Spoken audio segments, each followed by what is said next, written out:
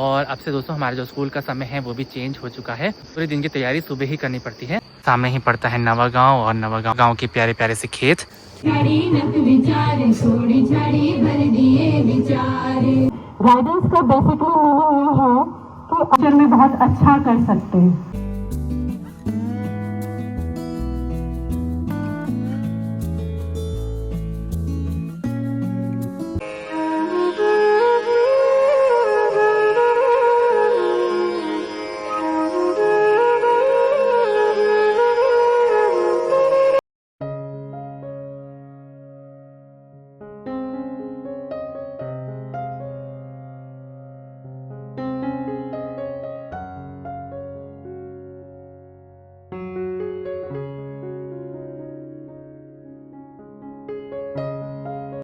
तो hello, good morning, नमस्ते, प्रणाम, आप सभी का बहुत बहुत स्वागत है फिर से मेरे यूट्यूब चैनल में हेमंत कुकरेती ब्लॉग्स में। आशा करते हैं आप सब स्वस्थ होंगे, बढ़िया होंगे। एक नए दिन की शुरुआत कर दी है। आज है हफ्ते का आखिरी दिन, शनिवार का दिन है और शुरुआत हो गई है स्कूल जाने से। 2 अक्टूबर के बाद आज ब्लॉग बन रहा है। और अब से दोस्तों हमारा जो स्कूल का समय है वो भी चेंज हो चुका है। 9 बजे का स्कूल हो गया है और 3:30 बजे छुट्टी होती है। तो लगभग पूरे दिन का स्कूल हो गया है, तो पूरे दिन की तैयारी सुबह ही करनी पड़ती है। इसलिए काफ़ी हबड़-तबड़ लगी रहती है, काम करने का भी समय नहीं मिल पाता। तो फिलहाल फटाफट से काम कुम करके नाश्ता पानी करके निकल पड़े हैं स्कूल के रास्ते में। और बढ़िया लग रहा है क्योंकि धूप भी आ गई है। तो चलिए जी दोस्तों, आज मौसम भी काफ़ी सुहाना है। लगातार 2-4 दिन से अच्छी सी धूप खिल रही है, लेकिन आगे कुछ दिनों में बारिश का अलर्ट भी बता रखा है। तो कुछ कह नहीं सकते दोस्तों, बारिश भी आ सकती है। लेकिन फ़िलहाल इस समय काफ़ी बढ़िया धूप आ रखी है। और अब हमारा पूरा दिन का स्कूल है, तो ज़्यादा समय मेरा अब स्कूल में ही रहता है। और सुबह नाश्ता और लंच की तैयारी भी सुबह ही करनी पड़ती है, क्योंकि दिन में तो काफ़ी लेट हो जाता है और 3:30-4 बज जाते हैं घर आते आते। तो इस कारण से सारी तैयारी सुबह ही करनी पड़ती है। इस महीने दोस्तों आगे भी काफ़ी सारी छुट्टियां हैं। दिवाली का त्यौहार है, बच्चों की परीक्षाएं भी है, तो ये महीना भी ऐसे ही जाने वाला है। तो देखते हैं क्या महीना कैसा जाता है। अक्टूबर का महीना भी लग चुका है और पहाड़ों में भी धीरे धीरे ठंडक बढ़ रही है और गर्म कपड़ों की ज़रूरत महसूस होने लगी है। तो चलिए आपको बाहर का मौसम का हाल बताते हैं, कैसा आज मौसम हो रहा है। मौसम की बात की जाए तो आसमान में बादल भी लगे हैं और प्यारी सी धूप भी खिलाई है। पहाड़ों के नज़ारे धूप की रोशनी में काफ़ी खूबसूरत लग रहे हैं। सामने ही पड़ता है नवागांव और नवागांव गांव के प्यारे प्यारे से खेत, जो काफ़ी सुंदर लग रहे हैं। और सुरकंडा मंदिर के पहाड़ी में भी काफ़ी बादल लगे हुए हैं। तो दिन तक तो बादल बिल्कुल आसमान में चले जाते हैं और धूप फिर दिखाई नहीं देती है। लेकिन फ़िलहाल सुबह का समय है और प्यारी सी धूप खिलाई है और पीछे बच्चे भी आ रहे हैं। हेलो, तो बच्चे भी आने लगे हैं। तो इस तरह का मौसम हो रहा है आज। चलिए जी, मौसम का हाल ही बता दिए है। बादल भी लगे हुए हैं और धूप भी आ रही है। तो कुछ कह सकते हो, जैसे दिन चढ़ता है तो बादल पूरे फैल जाते हैं आसमान में और फिर धूप थोड़ी अस्त हो जाती है और फिर ठंडक भी बढ़ जाती है, क्योंकि पहाड़ों में ठंडी ठंडी हवा चलती है। और पहाड़ों में जब ठंडी हवा चलेगी तो बहुत ही ज़्यादा ठंडक बढ़ जाती है। तो ऐसा ही आजकल पहाड़ों का हाल हो रहा है। तो चलिए जी, आज हफ्ते का आखिरी दिन है और देखते हैं आज की दिनचर्या कैसे रहती है स्कूल में। तो आप सब बने रहेगा चैनल में, जो भी चैनल में हैं चैनल को ज़रूर सब्सक्राइब कर दीजिएगा। अगर आपको चैनल पसंद आता है, वीडियोस पसंद आती हैं, तो वीडियोस को लाइक से कमेंट भी ज़रूर कर दीजिएगा।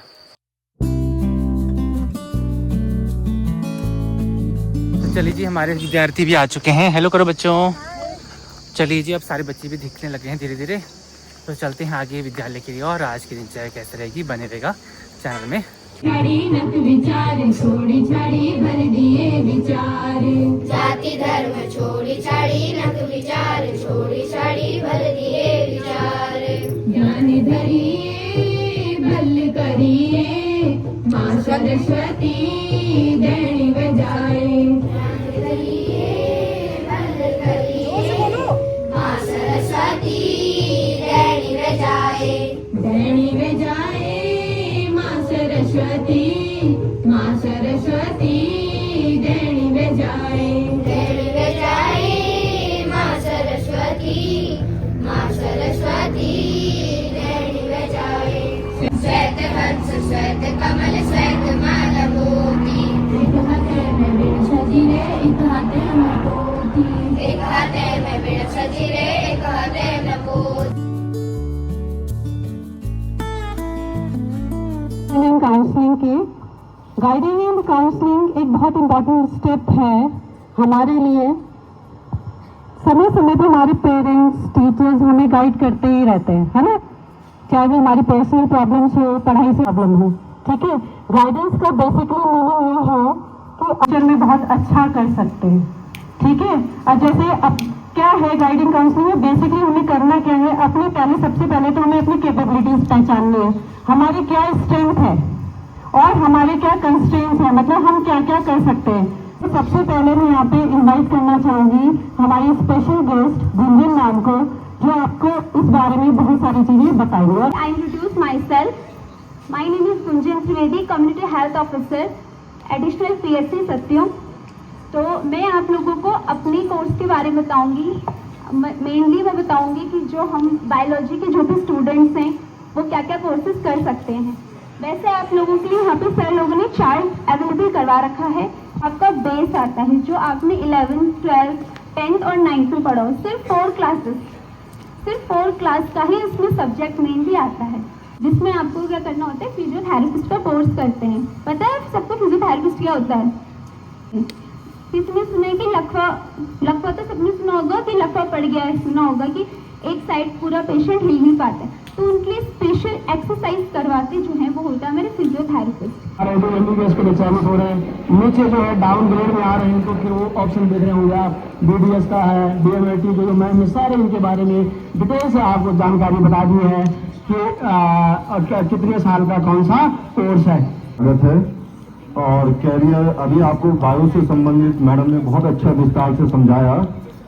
हमारे बच्चे जो 12th करने के बाद आप क्या बनना चाहते हैं, आज का युग कंप्यूटर का युग है।